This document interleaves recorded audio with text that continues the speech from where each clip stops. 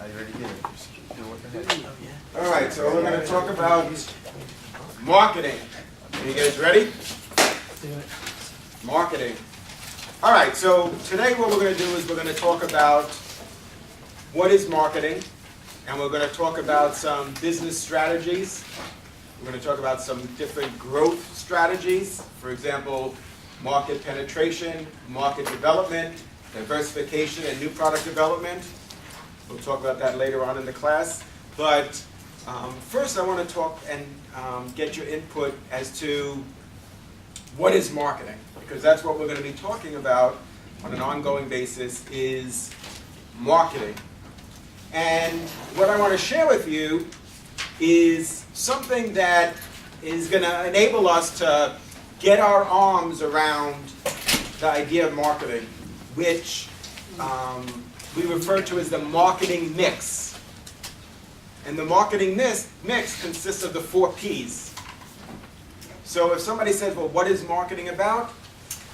The 4 Ps, although it sounds simplistic as a way to describe marketing, is really rather complex. But it's a good place for us to start because I think it's something that enables us to understand the scope of what we're going to be talking about. So the marketing mix are those factors that we can control. And the 4 Ps include price, product, place, and promotion. And promotion also includes advertising. But advertising doesn't start with a P. But in general, in the industry, it's normal when we think about advertising that we see that as part of promotion, sales promotion, trade promotion, consumer promotions, and all of that plus advertising. So the 4 Ps, that's an important buzzword, if you will, in terms of marketing. That's really what marketing is all about, is how we as executives and business people change the 4 Ps. Because remember, the marketing mix are those things that we can control. We can control the price. We determine the price. Not the invisible hand, but business executives, managers, we determine the price that we're going to sell our product or service. We determine the features and benefits of the product. We determine the messaging for our advertising campaign and how much that we're going to spend on advertising and where we're going to distribute our product. So we don't really set the price though, because although they can set the price of whatever they want, the consumer really sets the price because it's what they're willing to pay. So absolutely, we want to identify the price that consumers are willing to pay. And there's 5 key activities in marketing. The first activity is to identify an unmet need. So this is also a broad look at marketing, because you can take lots of courses in marketing. You could read many books in marketing. You could read thousands and thousands of pages of marketing. But just so that we start our discussion at a place where we could sort of get the big picture when we think about marketing. So I want you to understand where we're starting from and where we're going to end up. So the first step in marketing is to identify an unmet need. And in order to do that, we're going to do marketing research. We're going to do qualitative research and quantitative research. We're going to do primary research, and we might also purchase secondary research. Who could tell us the difference between qualitative and quantitative research? Go ahead. How much quality the product is, using how much the product is actual value versus how much it's actually being sold. Is the product how much of a quality object is the thing that you're selling versus what everyone's qualitative is how many you're selling? Well, think about it from a research perspective. So, for example, qualitative research, a good example of qualitative research would be focus groups. And focus groups, we have 10 or 12 people that presumably are in our target market. The target market is those people that we want to buy our product. And we get their input on what are some of the problems they're experiencing in, let's say, cooking, or in using cooking products, for example. And we'll share with them a variety of concepts to try and understand whether or not those concepts are going to solve the problems that they have. But after doing 4 rounds of focus group, we're going to basically have interviewed 48 people. We don't really have anything statistically significant there where we could say 87% said that one of the problems they have is food sticking to the pot.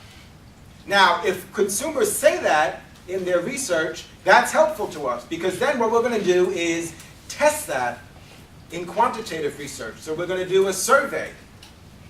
It could be a mail survey, it could be a phone survey, it could be an internet survey. But with that survey, we're going to try to get about 1,500 respondents. And with 1,500 respondents, in most categories, in most markets, that's something statistically significant if it's a representative random sample. So if the people that completed the survey are representative of our target market, so we have to have a proportional number of men or women that make up our target market. Now, it might just be that we need to interview all women. Maybe it's a product that's purchased and used by only women. Then it's appropriate for the sample to be only women. And then maybe sometimes we want to get information about women in a certain age group. That's okay, but it just needs to be representative of who it is that we want to buy the product. So qualitative research and quantitative research are different, but they work hand in hand, because once we have the qualitative research, that's going to be the basis for our quantitative research. But we're going to come back to that. Market research is in Chapter 8. We're going to talk quite a bit more about how we identify an unmet need. But you made a good point about price. The next step, the next marketing activity, is to identify a concept. And once we identify and develop a concept, then we're going to determine a price that the customer is willing to pay. So far we have 3 activities. Identify an unmet need, develop a concept, determine a price that the customer is willing to pay. Number 4 is to gain distribution. And 5 is to build awareness. Everybody got that? Who could tell me, so what are the 5 key marketing activities? What are they? Go ahead. Tell me your name. Moshe, Okay, Moshe, go ahead. identify a key need. So what everyone statistically, I guess, and would want. Then develop a concept for it. So come up with a model, how it would work. 3, come up with a price that would be fair, and fair for everyone to buy, but also for everyone to make a profit. Number 4 is to find distribution, and who's going to buy it, and actually didn't write down number 5. No. 5 is to build awareness. And importantly, what we want to do is get distribution first before we start to advertise. So we need to be on the shelf, so to speak, literally and figuratively, in Walmart, Kmart, wherever it is that is appropriate to sell our product.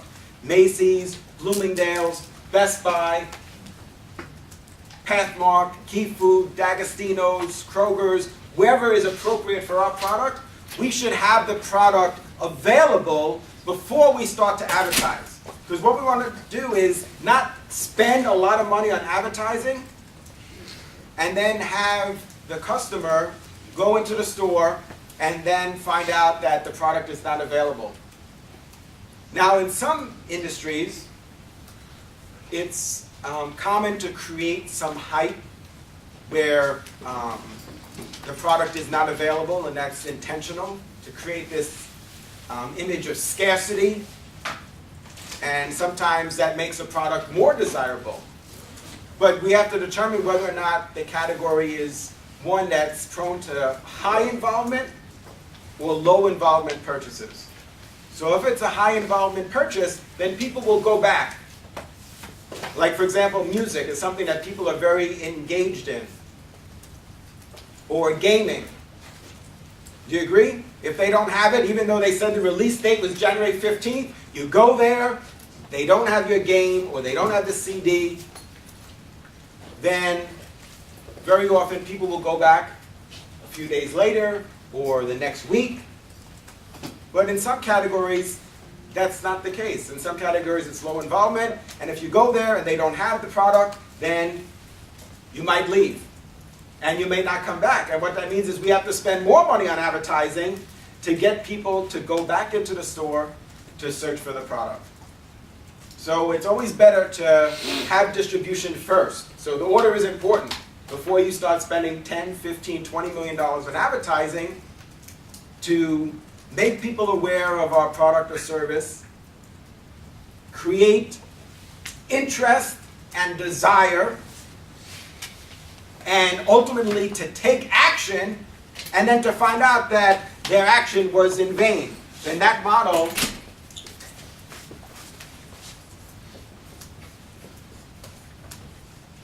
is this. So what we do is we try to get people's attention, create interest, develop desire, and ultimately get them to take action. But this is a cycle that has to occur. Now, in order to get from attention to action involves a significant amount of marketing communication and a significant investment. So we're spending millions of dollars to make that a reality. So if they go there and the product is not there, that's a big problem. Go ahead. So the first one is to get people's attention. So our goal is, when we're advertising, is to get people's attention. And that's why you see some of the ads, they're quite creative. And even if you don't like the ad, it's okay, even if the ad is annoying, if it gets your attention, if it creates some stopping power for you to say, what's going on here?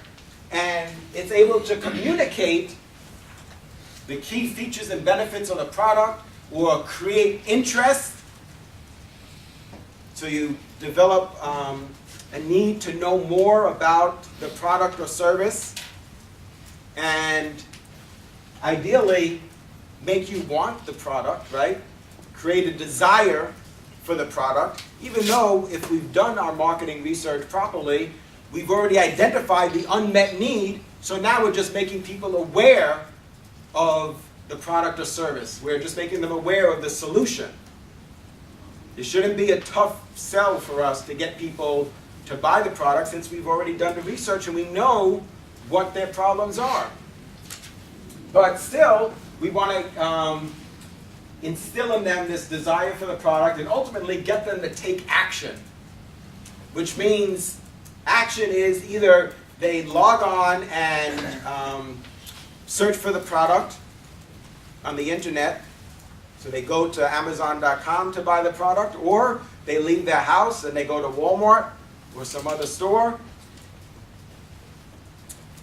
If not immediately, the next day, but at some point shortly after they saw our ad.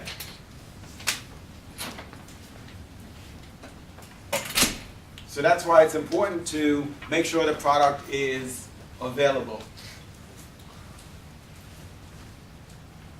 Because it's only in unique circumstances that they would actually go back and look for the product again after they went in the store and they were sold out. Do you agree? In some categories it makes sense, right? Any of you guys gamers? What do you think? If the game is not there the day they said it was going to be released, then you're gonna go back, right? If it's something that you're really enthusiastic about, then that's going to be a high involvement purchase for you. But other products, not so much. And depends on the individual. What might be a high involvement purchase for you may not be a high involvement purchase for somebody else. So it's definitely, it's personal. And usually price, the level of price is usually associated with high involvement purchases, although it's not the only indicator. But then again, keep in mind, what's considered to be expensive for one person may not be expensive for another. But the idea is, what we need to understand is the consumer behavior. That what behavior will we anticipate if our product is considered to be a high involvement or a low involvement purchase. That's why we need to understand that. That's why we need to do the research. That's why we need to understand consumer behavior so that we can plan accordingly. Sometimes don't businesses or companies only release a certain amount to keep a tension between the consumers? Like Apple, you have to sign up before you get the iPhone. If it's not there when you get there, you didn't get it, you have to return the next day. It's part of building tension. They sort of create this drama for you. Yeah, they try to create this pent-up demand, this hype, if you will. But I would think that that type of product is something that people would consider to be high involvement. Would you agree? Like for an iPhone, people will come back. People will stand online for 15 hours to get the product or to get the Xbox 360. Now, maybe that's not you, but we need to understand that a certain percentage of the market behaves that way. So we need to have a strategy and tactic that's going to be able to address that dynamic in the marketplace. Yeah, I just thought I'd share. I saw an interesting ad last night. It was just, I was watching a basketball game. I saw something for Taco Bell's was saying that you can get the new PlayStation system before it even comes out in the market, but through a contest. So that's a way that someone has it now. There's so much hype on like your friend who has it, Right. based on you. Not the rest of the market's not available to them, so it's like a coveted thing now. Right, absolutely. And it's interesting that they picked a gaming console, Yeah. right? So I think that's very relevant to what we're talking about, definitely. That's who the target market is, because whoever eats for that fast food is more like, I guess, teenagers, and who plays games is teenagers. Yeah, it could be. Yeah, absolutely. We need to understand all of that. We need to understand the consumer profile.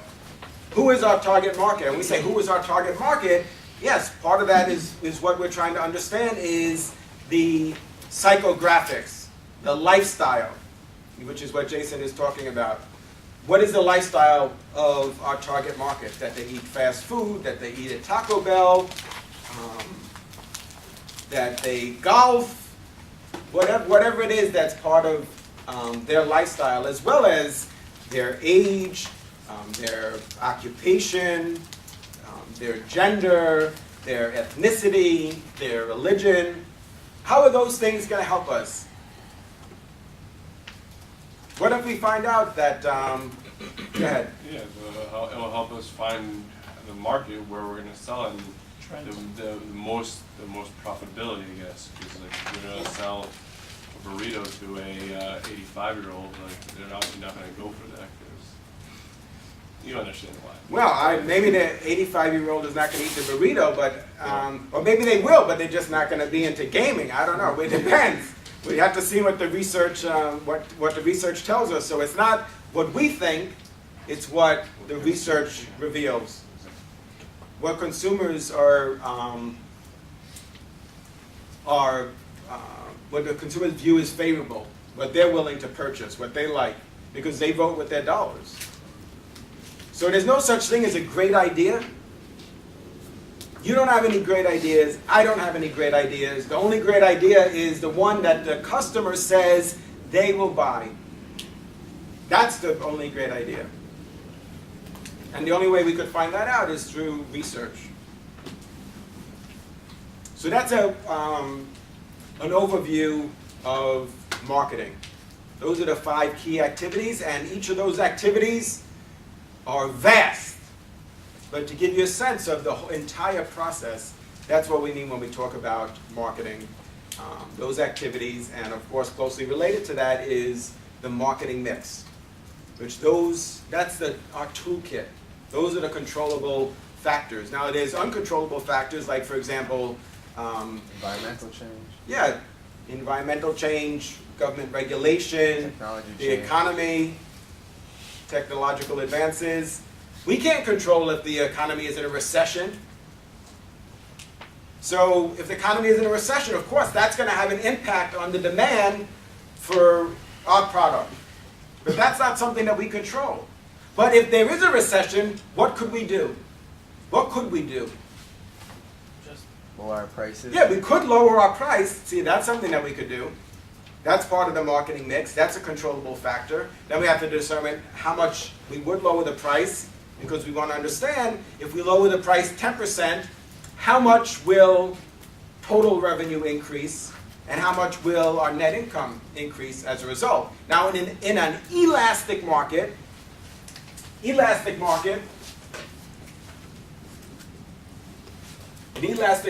a market that's price sensitive. That means when the price goes down, the demand is going to increase. The question is, by how much? That becomes a bit more of a challenge for us to determine. That's something that we need to model to try and understand what's the nature of that behavior. Is it directly proportional? Because we're going to have to make decisions on how many units we're going to produce based on what we anticipate demand to be. See, sometimes this issue of scarcity is not really a deliberate strategy on the part of the company. It's not really their attempt to create hype or this pent-up demand, as you were suggesting. Sometimes they just didn't forecast correctly and they don't have enough product. Because forecasting is very difficult. What we're trying to do is determine how many units we're going to need to meet demand. None of us, we don't have any crystal ball. I don't mind telling you, I've been in business 20 years plus. I'm not ashamed to say that forecasting is something that's difficult. $100 billion companies struggle with forecasting demand. It's very challenging to anticipate what the demand is going to be.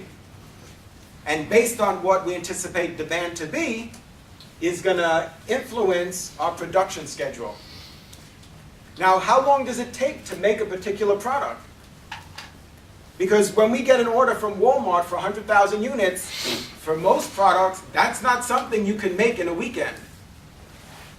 You know that each holiday season, there's some new toy that comes out. Some kind of new teddy bear or electronics, like, you know, they used to have like Tickle Me Elmo. You know when they start making Tickle Me Elmo? They start making it a year in advance of the fourth quarter. So 10 months, 12 months before they're going to ship the product from China is when they start making it. So they've already started producing Tickle Me Elmo that they're going to ship in September of this year. Because if you're going to sell, let's say, 25 million units, right? If you need to produce that many, the production period could be months, even years. And that's why it's so challenging when you think about the demand for the new iPhone and the new iPad. Well, if it's going to be available on February 1st, that means they've had to start making that like in the summer to be able to meet demand. How long do you think it takes to assemble one of those iPads? 5 minutes? I mean, just imagine if you have to make 25 million of them. I mean, it's going to take you months, many months to produce that many. So we also have production limitations. We have a certain limitation in our capacity.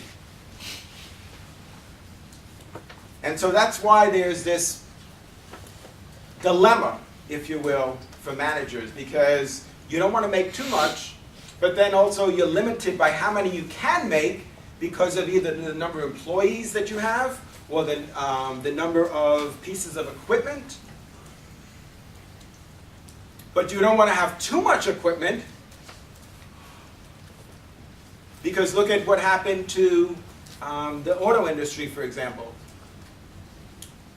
One of the biggest reasons why General Motors, Ford, and Chrysler have struggled over the last 10 and 20 years is because in the 1970s, were any of you alive then? No, probably not. In the 1970s, they were the market share leaders. We didn't have Toyota dominating the US auto market. So they had this huge capacity, the ability to make millions and millions of cars. But then what happened is, as foreign competition entered the market, they sold fewer and fewer and significantly fewer cars. But what didn't change is their huge manufacturing capacity. And that's a huge fixed cost for their organization. And fixed costs have got to be accounted for. You can't ignore them. Questions? Are we good? Are we great? Yeah. Yes. Oh. All right. All right, so the question is, how are we going to achieve our objectives? In any organization, there has to be 3 plans. There's 3 levels, basic levels in an organization. There's the corporate, business, and functional.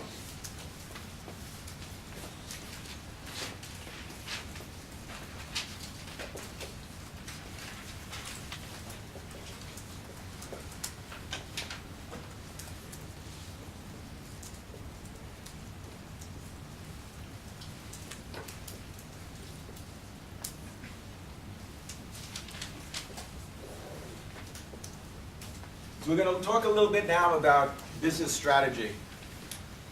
So we need to have a plan. In order to make our business strategy real, we need to have a plan.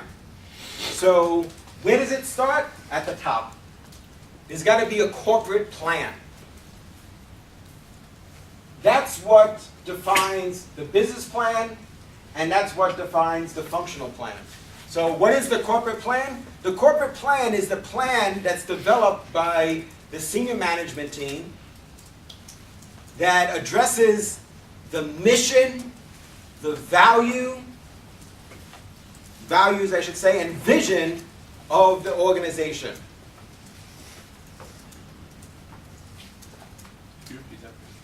So the corporate plan includes the mission, the vision, and the values of the organization. Those are 3 key components. It's not limited to that, but that's certainly 3 of the key components. Mission, vision, and what? Values.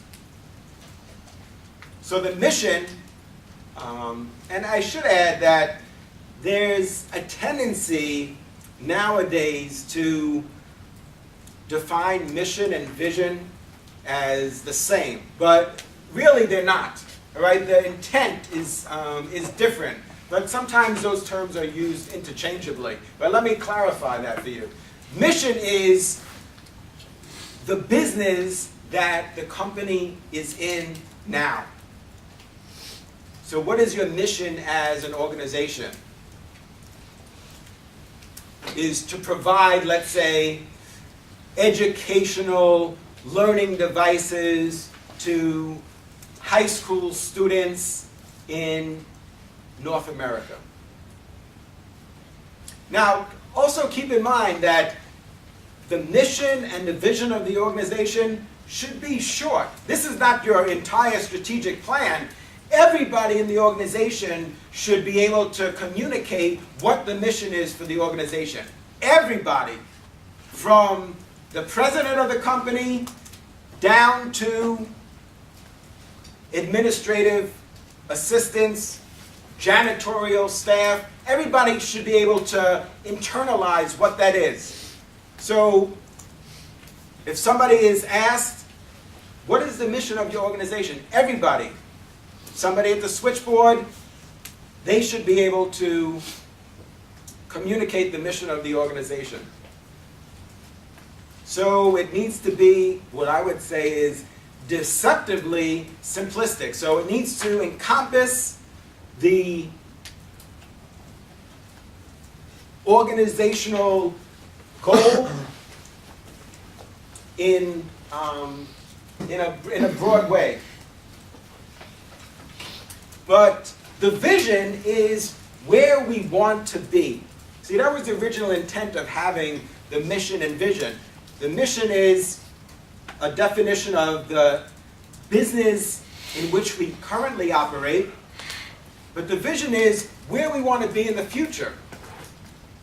So our vision might be something like to be the #1 market share in educational learning devices for high school students around the world. Now, you see how that's different from the mission, or no? What do you think? Are they the same from what I described? Right? The mission simply said that we're in the business of developing educational learning devices for high school students in North America. But then we said our vision is to be the leading or the market share, leading market share or #1 market share producing educational device company worldwide. See, that's where we want to be. We're not there now, but that's where we want to be in the future. So you see that? You see the difference? So one is where we are now, it defines our business now, and then the vision is where we want to be in the future. Even in our textbook, they sort of blend those terms. That was never really the intent. So, and the intent is the way that I described it to you, as the vision is being forward-looking and where we're going to be in the future. So usually when you describe mission, like when a team goes on a mission, like it's something that hasn't occurred yet. Like I feel like in a way, like in order to accomplish the mission, you need to finish it, which has a lot to do with the vision. So. Yeah, well, absolutely. They're definitely interrelated. Absolutely. But the vision is definitely more aspirational, as you described, as like where we want to be. But what I'm saying the mission is actually where we're starting from. So you're saying that the mission is to get to some place. But in this case, we're saying that, well, we're starting from here, and then we have an aspirational goal to achieve another objective. So we need to define our business. Like, what is it that we do? What is it we do on a daily basis? On a daily basis, we produce educational learning devices in the North American market. That's what we do. And there should be focus. And you'll see there's, we're going to talk about growth strategies. There used to be many companies that focused on diversification. They didn't have that kind of focus, and that was very popular in the 70s. Tobacco companies owned food companies. Those types of things were very common. Sears used to be the nation's, in the United States, used to be the nation's largest retailer. Sears. And they acquired an insurance company, Allstate. They acquired a brokerage firm, Dean Witter. They acquired Discover Card. And that was very common.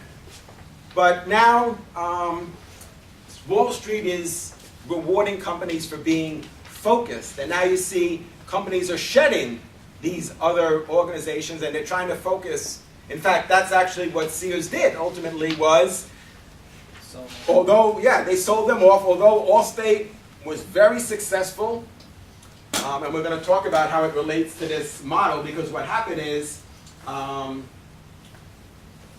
Allstate, for example, was a star in this model. We're going to talk about the BCG model.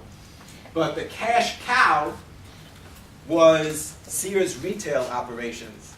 So they used the profits that they generated from Sears retail to fund the growth of Allstate and Discover Card and Dean Witter Services.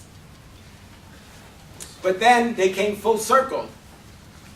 And then they ultimately decided that they were going to refocus on being the best at what originally was the key to the company's success, which was retail.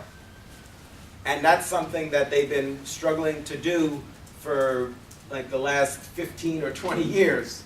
In fact, a few years ago, several years ago now, they came together with Kmart. So Kmart and Sears are one company, which is both companies had been struggling for quite a while. So you might wonder if that was a brilliant thing to do, right, for two weak companies to come together. But that's what they did, and that was really key to their survival, because if that didn't happen, both companies would have gone out of business. Yeah, just a question on that. I don't know. I feel like most of the time it doesn't always work out that way when two weak sources combine to work together to try to make a better product. Why do you think that is? That when two weaker sources combine their resources, why doesn't it necessarily like enhance it so much? Why is it just like with this, it kind of stayed the same? I know Sims and Filene's Basement combined, and that didn't work out. Different companies, a lot of times Sprint combined with Nextel didn't do anything for them. Yeah, well, ideally what you want to do is combine with a partner that has complementary skills or some sort of competitive advantage. So, in other words, your strength is their weakness, and their weakness is your strength.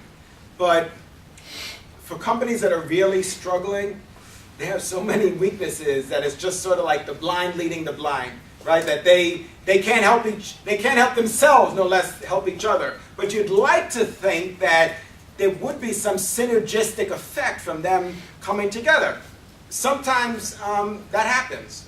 Like, for example, Johnson & Johnson. They're known for having a portfolio of companies. So, but they're decentralized, but what makes up Johnson & Johnson is these group of companies. Also Newell Incorporated is also made up of a couple of dozen companies. And the key to their success has been the centralization of their operating systems. So Procter & Gamble is also a good example. Very successful. They acquire other companies and integrate them. But in order for that to happen, you need to be operating from a position of strength, and then take a weak company and show them how to do it better. Big Brother type move. Right. But I mean, it doesn't mean that it couldn't happen. Two small companies or struggling companies, that they couldn't come together and together be bigger than they were operating independently. Because certainly two companies operating independently are going to have redundancy. So one of the advantages of coming together is, well, now you only need one HR department. And now, well, how many manufacturing facilities do you need? So you might be able to combine manufacturing facilities. You might be able to, reduce the number of employees significantly. So you have to look for those types of efficiencies. And sometimes that happens. Sometimes it doesn't happen at the level that people anticipate, because there's a cost associated with that merger. But it depends. You got to take it on a case-by-case basis. But I wouldn't say categorically two weak companies coming together are doomed. But it does seem like very often it's hard for them to emerge successfully from their troubles, because very often they wait to a point where their situation is so bad that even combining is really just an act of desperation. But it really depends on the case. Yes, go ahead. So, a few questions. Number one, when this happens, when they combine, how does it define like who is the sort of the boss? Like who becomes like the weaker company in the? Well, that's something that the parties have to agree upon, and that's one of the issues is really in integrating those companies. That's one of the biggest challenges in two different corporate cultures coming together. And you're right, there is this power struggle. Sometimes it has to do with the level of assets. Is one of the ways that usually they decide which company is going to have the decision-making power. So one company might have $50 million in assets, another company might have $25 million in assets. So they might say, well, we're not merging, we're acquiring you.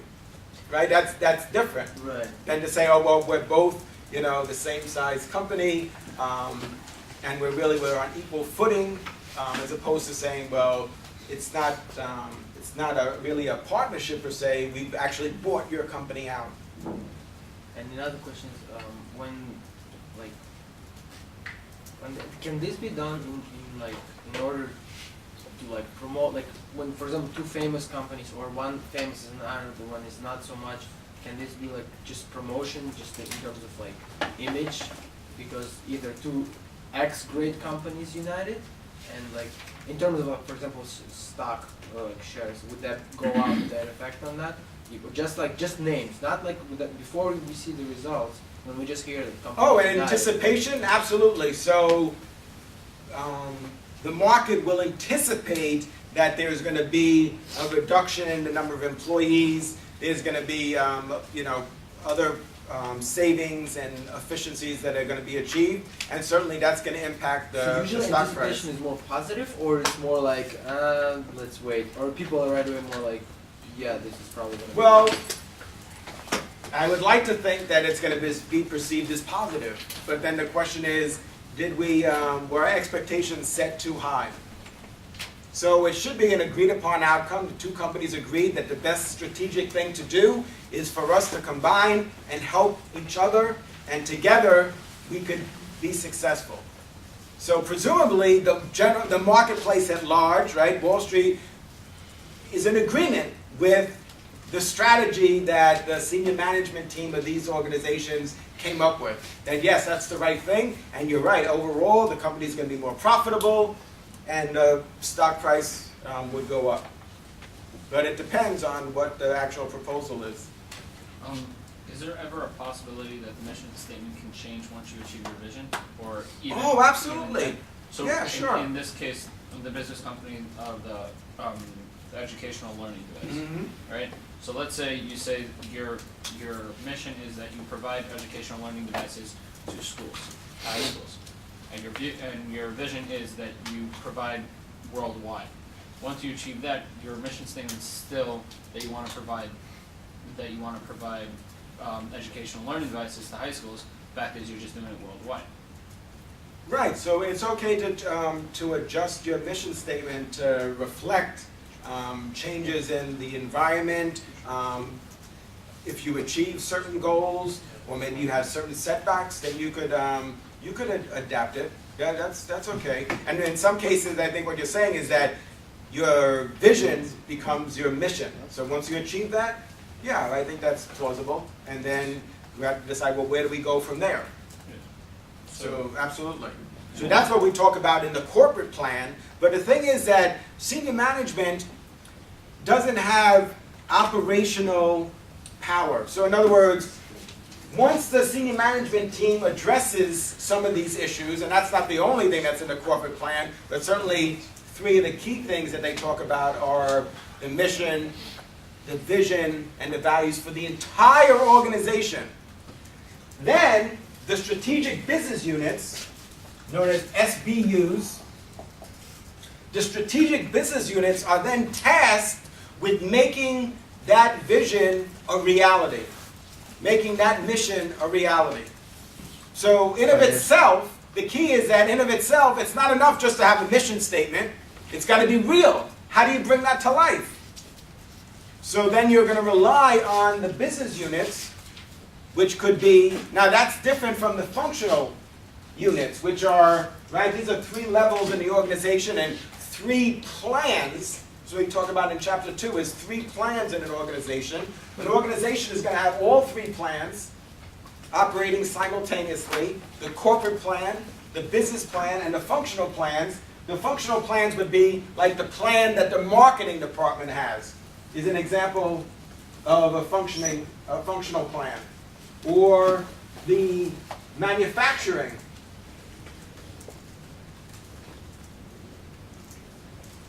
department. There needs to be shared goals and objectives. So whatever the key goals and objectives are of the corporate plan has got to be part of the business plan. Because the business plan is the way that the strategic business unit, that division, is going to make the mission and vision a reality. Yeah, just I don't really understand fully like what business. I know that they're supposed to, like you said, bring it to life, but like how do they do that? What is that? Do you mind giving an example of that? So, for example, let's say in a given company, let's say an electronics company. So an electronics company like Sony, for example, they have their corporate plan. But then they have a variety of strategic business units. So they have a group of divisions. Like, for example, their TVs, laptops, right? Computers. What else? Gaming consoles. Cameras.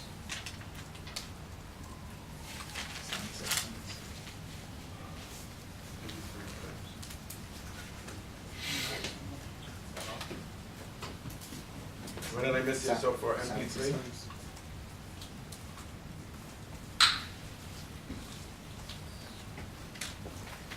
So let's say that one of our strategies or part of our mission is to be the leading or the #1 electronics producer worldwide. All right, well, that's interesting. I mean, that's, yeah, why not? Let's say that's the vision for the organization, right, where they want to be. Then it's up to each of these strategic business units to make that a reality. So then the division that produces flat panel monitors, they've got to produce the product that's going to outsell other producers of monitors, right, if they want to be the market share leader.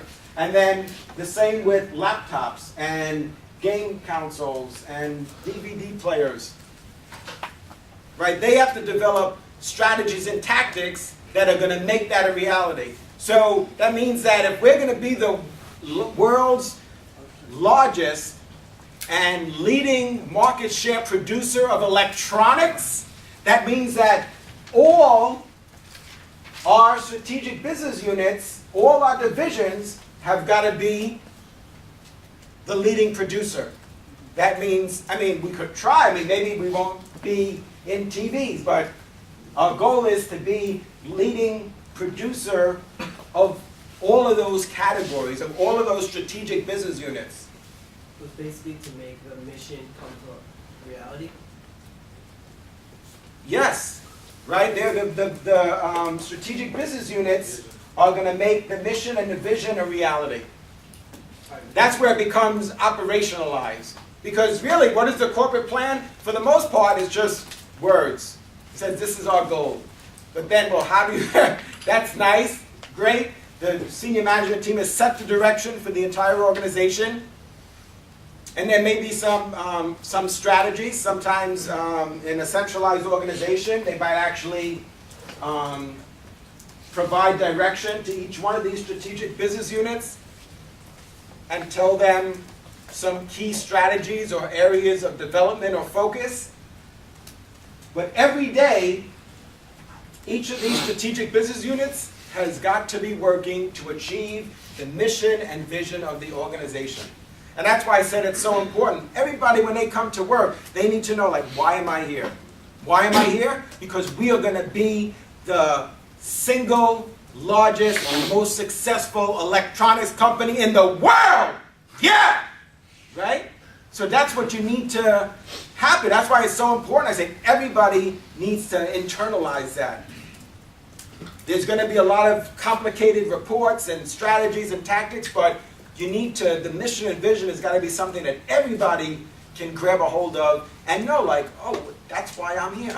This is my purpose. This is my role. I would just, in a case like Sony, where their vision is to be the #1 electronics retailer in the world, what would be their mission? That they're an electronics seller? That they're an electronics retailer? Yeah, that they're a provider. Their mission is, I would say, well, we could finally get the annual report and find out, but I would think it's to be a worldwide provider of electronics and technology solutions. So I would think that their goal is to be in everybody's home.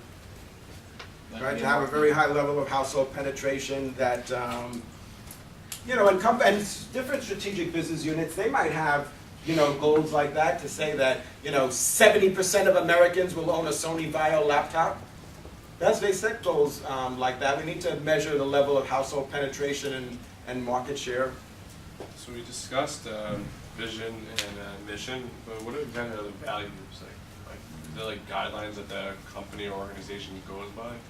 Like, we're not going to make cheap materials and sell for Right. What's important to the organization? Or So, value. for example, to respect diversity and cultural differences of our employees and our suppliers. That would be an example of a value that the company has. But what I would caution you is that it's got to be real. So it can't just be words on the website. We've got to actions speak louder than words. So if that's true, then you should be giving scholarships to minorities in the community in which you operate your business. Just so I got this right, the functional plan implements the business plan? Well, these are all shared objectives, so I mean, like, the business plan is basically how we're gonna do it, and then the functional puts it into action. yeah, the functional is, you know, you said that we're gonna achieve a high level of brand awareness, then your marketing team needs to go to work. And they're gonna develop advertising campaigns, print ads, commercials, outdoor ads to increase the level of awareness for our brand. Yeah, absolutely. And importantly, I want to emphasize this again, that these three, it's not one or the other, all of them. All of them, you have to have the corporate plan, the business plan, and the functional plan. It's not like, oh, when do you have one of these? No, you need to have all three. And we often refer to as shared objectives and goals. So everybody's trying to achieve the same goals and objectives. But how they do that, how they contribute to achieving that goal is going to vary.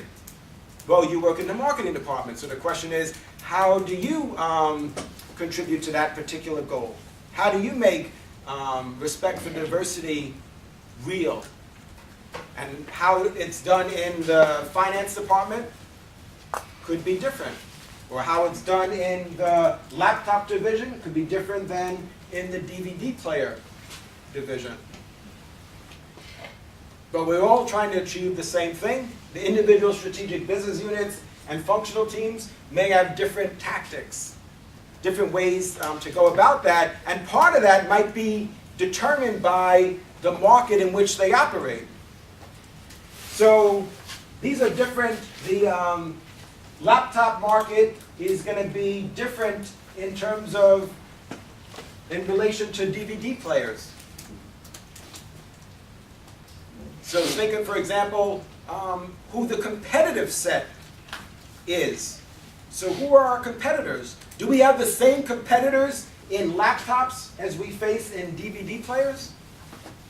Not Yeah, not necessarily, right? You could have a different group of companies that manufacture DVD players versus laptops.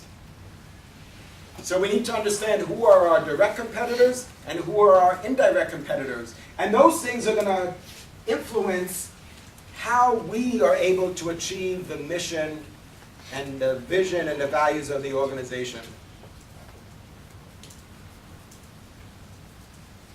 So it's strategic to determine the competitive set. Because that's not necessarily what you could describe as a right or wrong answer. It's strategic, and you need to provide a rationale for why that company is a direct competitor or indirect competitor. Take, for example, the beverage industry. What do you think? Milk and orange juice, are they direct competitors Correct. or indirect competitors? Direct. Direct? So tell us why. Because both things you have in the morning. So they're, what you're suggesting is that they're substitutes for each other? They're against each other, and they could be against each other as a drink. And so, like the same thing, let's say like Coke and Pepsi. That's a direct.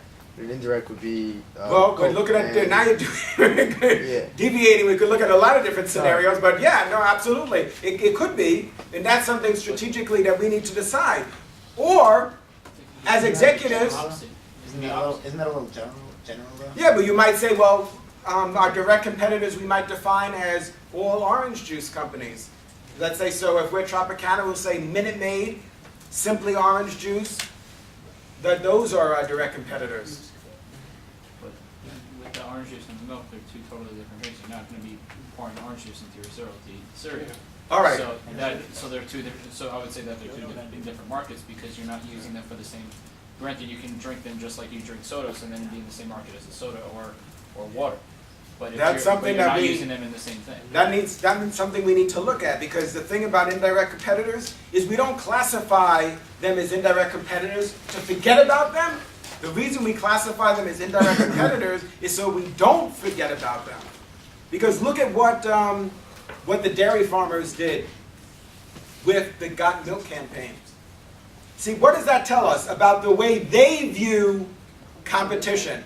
See, to me that says that they don't view other dairy farmers, they don't view other milk producers as direct competition per se. Because the Got Milk campaign is a campaign that's paid for by the Milk Farmers of America. I think that's the name of their trade association, or maybe it's the Dairy Farmers of America. But the idea is that the dairy farmers, right, the milk producers, they share the cost. So they're focusing on creating category need, or what we call sometimes primary demand for milk. So what they're saying is that, well, wait a minute, XYZ milk producer is not our competition. ABC milk producer is not our competition. Who's our competition? Orange juice! Right? Isn't that who they view as the competition? Because they're banding together because they realize, yes, like you were saying, that orange juice is a substitute for milk. And they did research to understand the benefits and the reasons why people buy milk. And that's why you've seen orange juice that has, and they promote this very aggressively, that it has calcium. Orange juice has calcium? Well, why do you think they do that? Because they believe that milk and orange juice are substitutes. And people drink milk for calcium. Well, if orange juice has calcium, they believe people will drink more orange juice. And it has vitamin A, and it also has vitamin D. And well, sounds like, is this not milk that we're talking about? And they say yes. And so from both perspectives, whether it's orange juice companies or milk companies, they both seem to believe that they're substitutes for each other. That's why there's so many varieties of each kind, of milk and orange juice. Yeah, absolutely. To appeal to so many other people. Definitely. Is something you wanted to add in the back? I saw your hand there. Just at the beginning of the class, you were talking about different marketing schemes. You said one of them is like a delayed release date, and people will show up to the store. Is that not illegal in any way? Like, isn't that false advertisement to tell people you're going to have something in stock, and yet your books show the entire time you had no plans of having it in stock on that day? Oh, yeah, that's a problem. Because usually what that suggests is, what usually happens in that case is what's called bait and switch. So you advertise something, like you said, that you never plan on having in stock, or you only have one, and you advertise it for $50, and people come in, and of course you don't have it, and then you try to sell them something that's not $50, but $150. Yes, the government does not approve of that. That's definitely illegal. All right, so these are the three types of plans, 3 levels in the organization. Let's see if we could talk now before we finish up. Oh, what, we have like 3 more hours. Okay, we're doing good. So let's talk about the BCG model.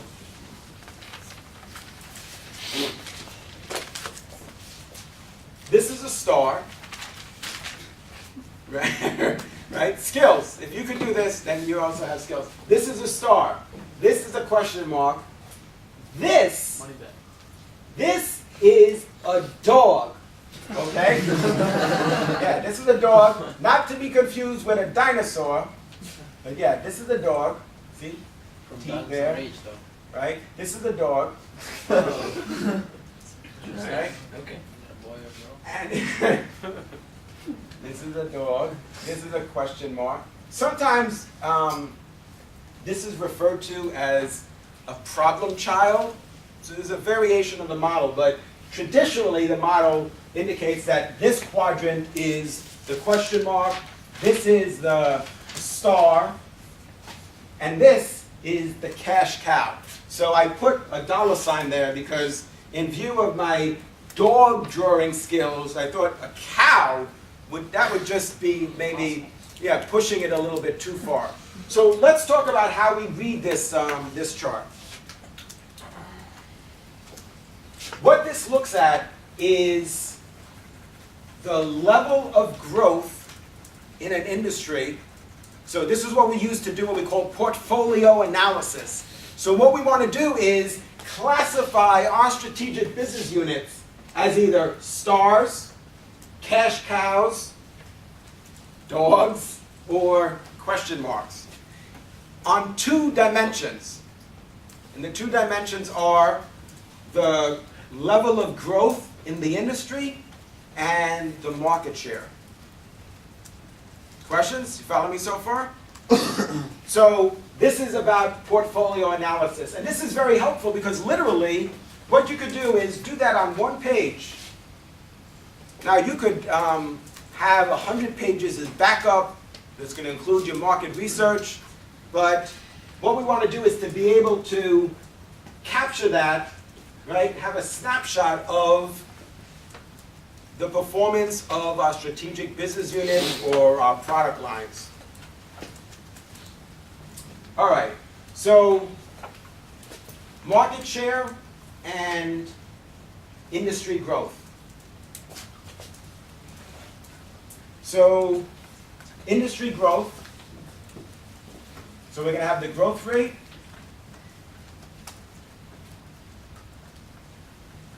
and we're going to have the market share.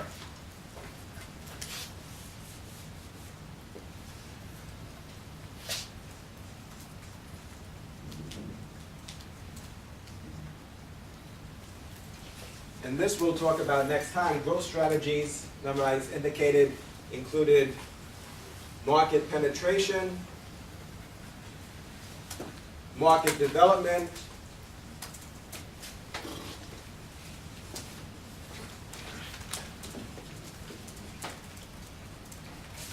diversification,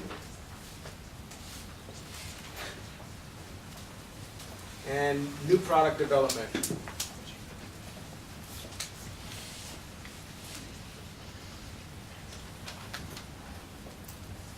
All right, but we'll talk about that next time, but let's finish this first. All right, we got a couple of more minutes. All right. So, STAR, in terms of growth rate,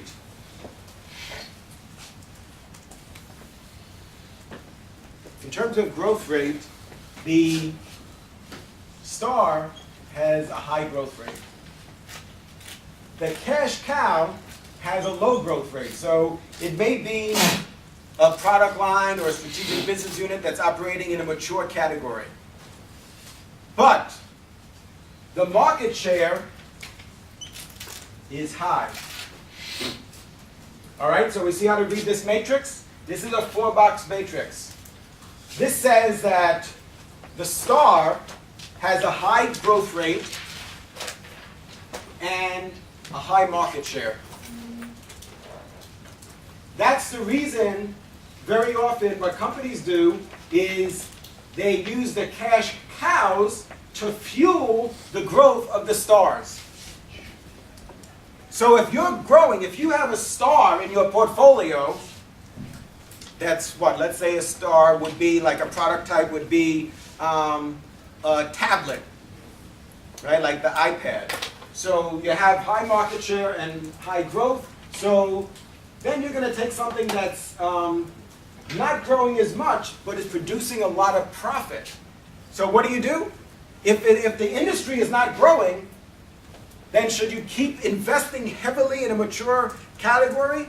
I mean, you need to maintain where you are, but what very often happens is companies reallocate their resources so that a large proportion of the profits from the cash cow they use to fuel the growth of the stars, because that's the category that's growing rapidly. Does that make sense? Right? That seems plausible. But there's some consequences of that, which is, if you milk the cash cow for too long, then what starts to happen is you start to lose share. So you have to have a strategy that's going to allow you to maintain your position, which is you're a cash cow, which means you have a high market share, but you don't want to give that up. So you're going to use some of the income to fuel the growth of your stars. Questions? Does this make sense? So this is how, again, this is portfolio analysis. So what we're trying to do is we're trying to classify our different strategic business units. We're trying to classify our different product assortments. We're trying to determine which are the stars and which are the cash cows. So this model, the Boston Consulting Group model, says that a cash cow is one in which the market has low growth, so it's not growing, or is growing very little, but we have a high market share. The star is in a high growth category, and we have high market share. So that makes sense, right? You're the star. Why? Because you're in a high growth category and you have a high market share. But in some cases, what do we do here with the dog? The dog we have very little market share. So we classify a particular product line of ours as a dog. That means that we don't have much market share and the industry isn't growing. So we need to determine whether or not we should reduce the amount of money we're investing in these dogs, in these product lines where we have very little market share and in a category that's not growing. One of the things that makes a market attractive is a number of things, but certainly the growth rate. Is the market growing? That means there's future potential. And certainly also the size of the market is an element that many find attractive. So this is what we do. We look at all the product assortments, all our product lines, our strategic business units, and determine which are stars. Why is that helpful? Because that tells us where we're going to allocate our resources, where we're going to spend our money. So if we have $100 million to spend on advertising, how much do we give to the stars? And how much do we give to the dogs? And the question marks. So the question marks are those where it's a high growth market, a high growth industry, but we have very little share. So certainly, low share, which is dogs and question marks, we're in a weak position. We have a very small percentage of the market. But in one case, it's really bad because not only do we have a small percentage of the market, but the market isn't growing. That's what we describe as a dog. The other is a little bit better. We don't have much market share, but at least the market is experiencing a significant amount of growth. So that means we need to determine these question marks. The reason they call it question marks is because, well, it could go either way, right? We have to decide. The market is growing, but we have very little share. So do we invest to try and get more share? Do we invest to try and get a bigger share of the market? So this helps us with our strategic decision-making process. So we could talk about this a little bit more next class. And